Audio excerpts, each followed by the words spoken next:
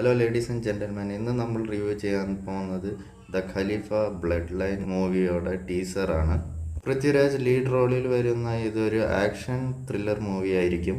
ഈ സിനിമ എഴുതി പ്രൊഡ്യൂസ് ചെയ്യുന്നത് ജിനു അബ്രഹാം ആണ്. ഈ സിനിമ ഡയറക്റ്റ് ചെയ്യുന്നത് വൈശാഖാണ്. ചുരുക്കി പറഞ്ഞാൽ ഇത് ഒരു വൈശാഖോടെ സ്റ്റൈലിഷ് ആക്ഷൻ ത്രില്ലർ സിനിമ ആയിരിക്കും. ടീസറെ പറ്റി പറഞ്ഞാൽ ടീസർ അടിപൊളി സൂപ്പർ ആയിരിക്കുന്നു. ഈ ടീസറോടെ ഹൈലൈറ്റ് എന്ന് പറഞ്ഞാല് പൃഥ്വിരാജോടെ ക്യാരക്ടറിനെ ബിൽഡപ്പ് ചെയ്യാൻ യൂസ് ചെയ്തിരിക്കുന്ന സ്റ്റോറി നറേഷൻ, ഒരു KGF മോഡലുള്ള സ്റ്റോറി നറേഷൻ, അത് ഇന്ദ്രൻസ് അടിപൊളിയായിട്ട് സൂപ്പറായിട്ടാണ് ചെയ്തിരിക്കുന്നത്.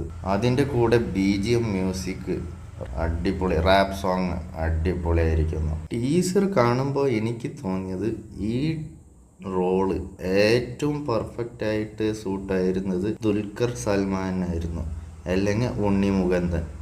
ഇവർ രണ്ടുപേരിൽ ആരെങ്കിലും ആയിരുന്നെങ്കിൽ മോനെ സോഷ്യൽ മീഡിയ ഫുൾ ഏറ്റെടുത്തതാണ് ഈ ടീസറിന്. ആസ് പെർ ഈ ടീസറാണ് കേട്ടോ.